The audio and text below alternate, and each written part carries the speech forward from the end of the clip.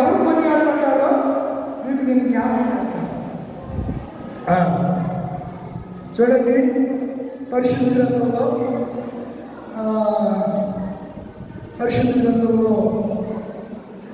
చూడండి కొన్ని విషయాలు నేను మీకు జ్ఞాపకం చేస్తాను. 30 చెప్పారా మీకు? 31 వచ్చేయండి. 31 వచ్చేయండి. 10వ వచనం కానించి గుణవతి అయిన భార్య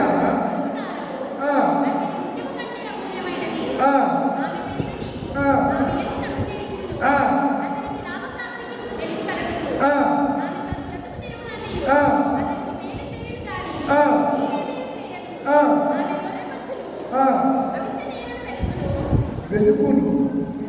ఏం వెతుకుతుంది? అది మనకు కావాల్సిన మాట. చేతులారా కష్టపడి. ఈరోజు సంఘాలు స్వార్థంతో ఉన్నాయి. కుటుంబ యజమానులు వాళ్ళు కూడా ఎలా ఉన్నారు? స్వార్థం. ఈమె ఎన్నిగా లేదు. ఇంకా పిల్లలు ఏదైతారు? ఈమె అలసిపోద్ది రాత్రి అంతా ఫోన్లో అయ్యి చూస్తుంది. ఇలాంటి వాటి గురించి కాదు. తెలుగు కలిగిన స్త్రీనంట, తెలుగు కలిగిన స్త్రీ ఏం చేస్తుందంట? ఏం చేస్తుంది? తన చేతులతో పని చేస్తున్నారా? మీరు చేస్తున్నారా? చేస్తే దేవుడు మీ కుటుంబాన్ని నిర్మిస్తాడు. ఇలా పనిచేసే స్త్రీని వాళ్ళ కొడుకులు ఏమంటారంట? చూడండి ఏమంటారు? చాలా మంది చూడండిరా,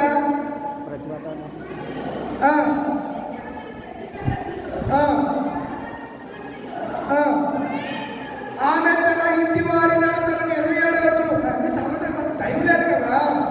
25వ వచనం చదివితే ఇంకా బాగుంటుంది, అద్భుతంగా ఉంటుంది. బలమును ఘనతయానికి వస్త్రమును ఆమె రాబో కాల విషయమే నిర్భయముగా ఉండును. మనం చెప్పాలి మాట. ఎప్పుడు?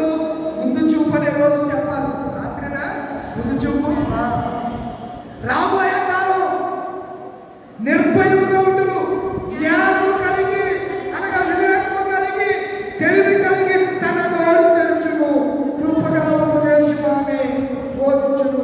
అప్పుడంట ఆమె పెరిమిటి ఆమె తన ఇంటి వారి నడతలను బాగుగా కనిపెట్టును. ఏం చేయదు? పని చేయకుండా కుంభాలు కంచాలు తెగ తినేస్తారు మేకల్లాగా.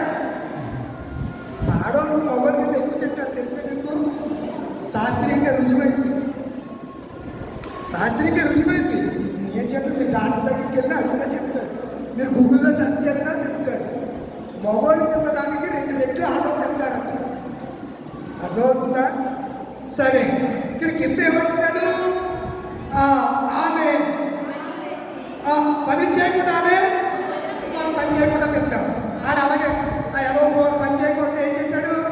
భూమిలో పెట్టేసి చెప్పరేంటి ఇలా పాటది దాచేశాడు. పని చేయలేదు, సోమరాడు అయిపోయాడు. ఆమె పని చేయకుండా ఆమె కుమారులు తల్లి పని చేస్తుంటే కొడుకులు అమ్మ ఏమంటారు? ఎంత అమూల్యమైన మాట అంటే, ధన్యుడుగానే ఉన్నావా నీకు స్వర్గమే, ధన్యుడుగానే ఉన్నావా నీకు నరకమే.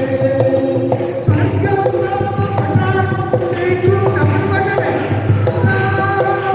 స్వర్గంలో నీకు నరకము ఏది కావాలో ఇప్పుడే నిర్ణయించుకో.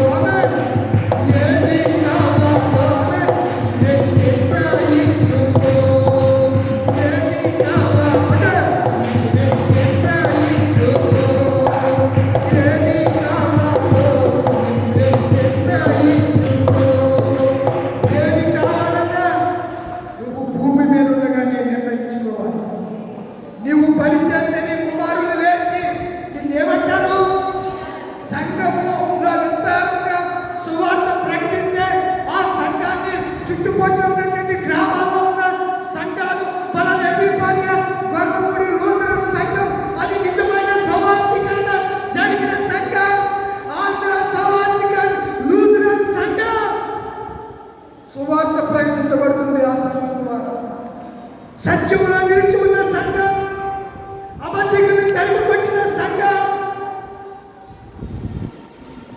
అబద్ధ బోధకులు వారు ఎవరో కనిపెట్టి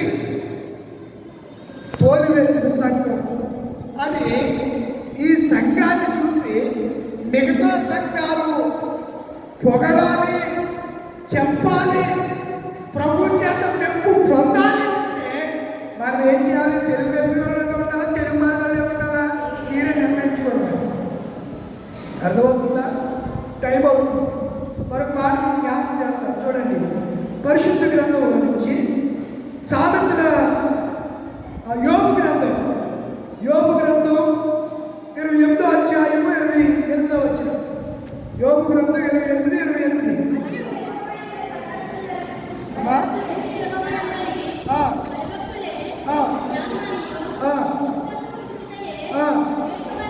ఏ విడిచిపెట్టేస్తున్నా? విడిచిపెడుతున్నావా? దుష్టత్వం మునిగి తేలుతున్నావా? దుష్టత్వమును విడిచిపెట్టుటే వివేకం. అసలు నిజమైన విజయం, నిజమైన నాలెడ్జ్, నిజమైన తెలివి, నిజమైన విజ్ఞత, వివేకం ఎందులో ఉన్నాయంటే దుష్టత్వాన్ని విడిచిపెట్టారు. దుష్టత్వాన్ని విడిచిపెట్టారు. విడిచిపెట్టే వారిగా మనము ఉండాలి. ఒక విషయాన్ని, అద్భుతమైన సంగతిని మీకు జ్ఞాపకం చేయడం ఇష్టపడుతున్నాను. యోహాను రాసిన మొదటి పత్రిక 5వ అధ్యాయం 20వ వచనం. యోహాను రాసిన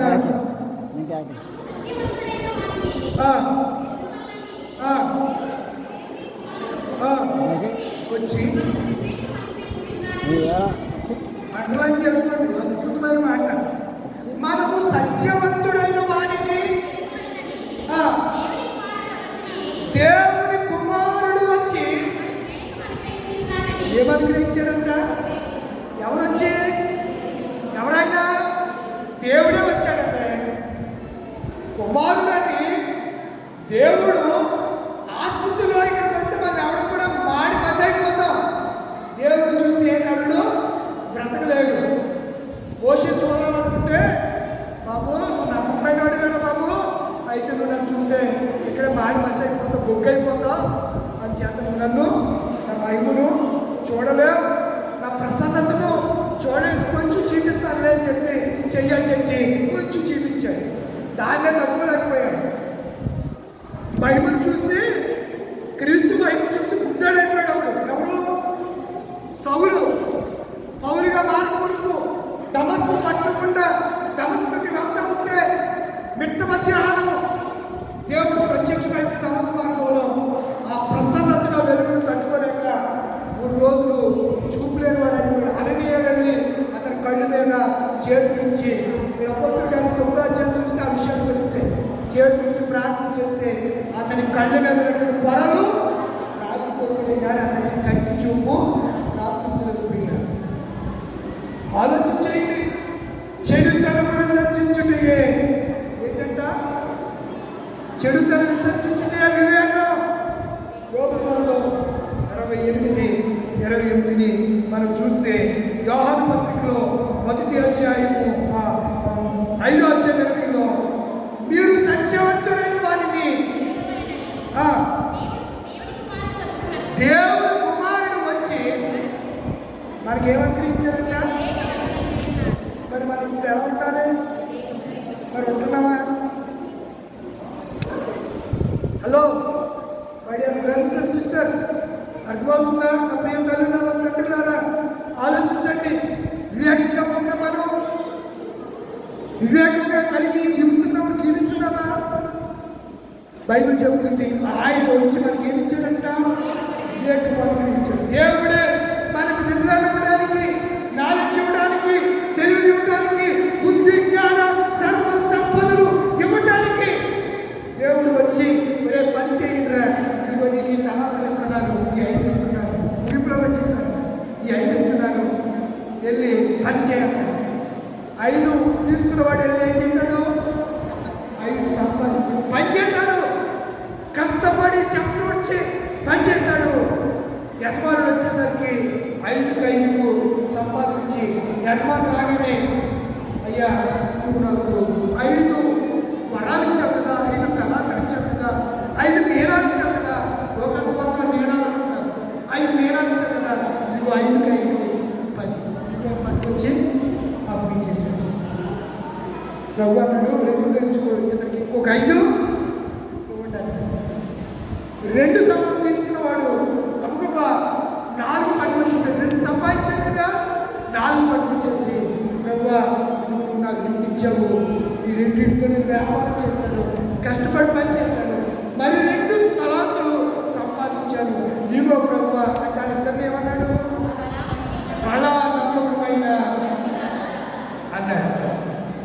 లాస్ట్ దగ్గరికి వచ్చేసి ముగించేసుకుందామే, గవర్నమెంట్ లాస్ట్ దగ్గరికి వచ్చేస్తాం. 3వ ఉన్నాడు కదా ఈరోజు మాట వివేక్, వీడికి ఏమి లేదు, బుద్ధి లేదు, వీడికి వివేకం లేదు. లాస్ట్ వాడు చెప్పండి ఏమన్నాడు చెప్పండి. తరువాత ఎవడంట వీడు వచ్చేసాడు, 1 తలాంతు తీసుకున్నవాడు కూడా వచ్చి అయ్యా అబ్బా మీరు చాలా బాగా మాట్లాడతారు కదా, అయ్యా అమ్మా బాబురావు కుయుక్తి, యుక్తి కాదు కుయుక్తి, లోపల ఆయన మీద ఎంత ఖర్చు ఉందని వీడికి మాటలో చెప్పాడు చూడండి మీరే. ఏమేమి అన్నాడు చదవమ్మా. అయ్యా ఏంటంట విత్తన చోట పంట పోయాలని ఎవరనుకుంటాడంటే, ఇప్పుడు ఇక్కడ వాక్యం విత్తబడుతుంది, విత్తబడిన చోట ఫలాలు వస్తే ఫలాలు తినాలని ఎవరనుకుంటాడు, సేవలు అసలు విత్తనాలు అయిపోకుండా నాకు ఇచ్చేయాలి, సేవలు అందరూ అలాగే ఉన్నారు, నాకు ఇచ్చేయండి, నాకు వచ్చేయాలి, నేను 2 లక్షల నుంచి వచ్చాను, నాకు 2 లక్షలు ఎప్పుడు వస్తాయో, నాకు నిద్ర ఉండలేదు, నాకు మనశాంతి ఉండలేదని పెద్దకి గిల్లి కూడా ఉండడం, ఇంకొకరికి గిల్లి పాలన పోగడం, ఏడొచ్చి ఇలాగ అసలు శుద్ధమాత్రం తెలియదు, ఏంటి ఏ కోట మాట్లాడుతున్నాడో తెలియకుండా అయిపోయి ఇంకేమవుతారు ఆయన, మరి ఎక్కడి నుంచో వచ్చేసేటట్టు మరి ఆయన ఇవ్వకపోతే ఎలాగంటే వీడు ఏమంటున్నాడు చూడండి. ఇది పని చేయకుండా ఈ సోమరాల భూమిని కప్పెట్టేసి మళ్ళీ యేసు ప్రభు వారిని ఆ యజమాని ఎవరో కాదు ప్రభు అయినా యేసయ్యే, యేసు ప్రభు వారిని అంటాడు నువ్వు విత్తన చోట విత్తనాలు అయిపోయి ఎవరికి పండిపోయాలనుకుంటాడా, మనకు విత్తనాలు వేస్తే కదా ఫలాలు వచ్చేది, ఫ్రూట్ రావాలంటే మొక్క నాటుబడాలి, విత్తనం వేయబడాలి. తర్వాత ఏంటంట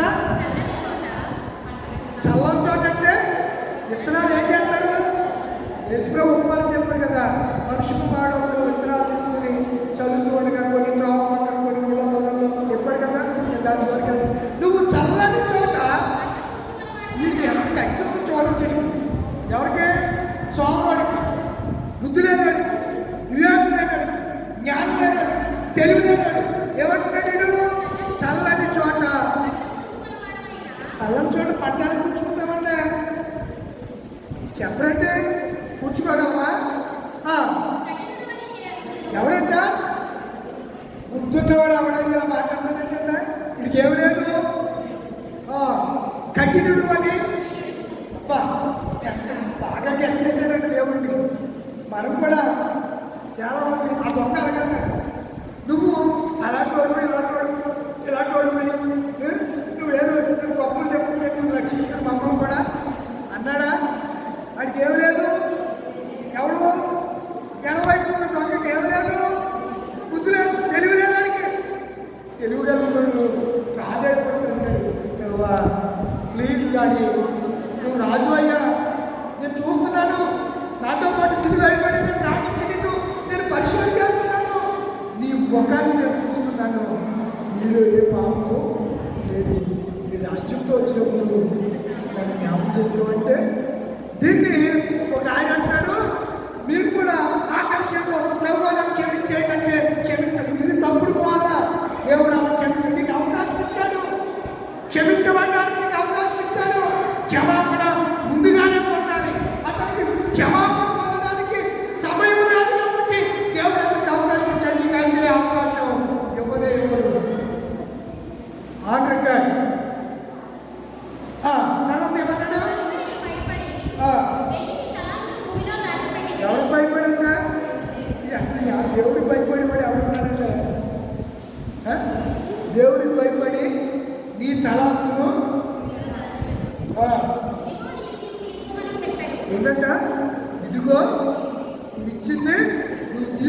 అన్నాడు.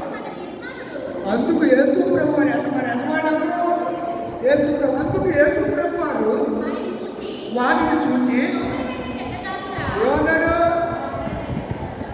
సోమరిమైన సోమరుడికి ఏం చూపు నిద్ర తెలుగు సోమరి అందుకే సోమరి చీమరి ఎందుకు వెళ్ళి వాటి నడకను చూసి తెలివి తెచ్చుకోము అన్నాడు. చీమలు ఎంత కష్టపడతాయో తెలుసా?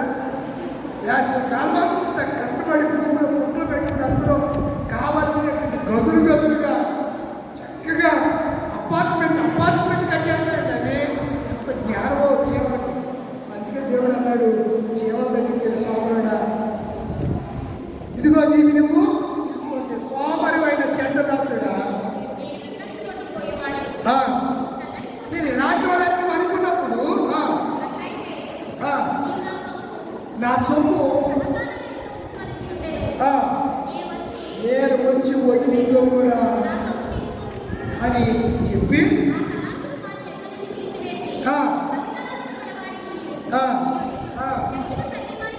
కలిగిన ప్రతి వారికి ఇవ్వడము అతనికి ఏం కలుగుతుంది? సంతృప్తి కలుగుతుంది.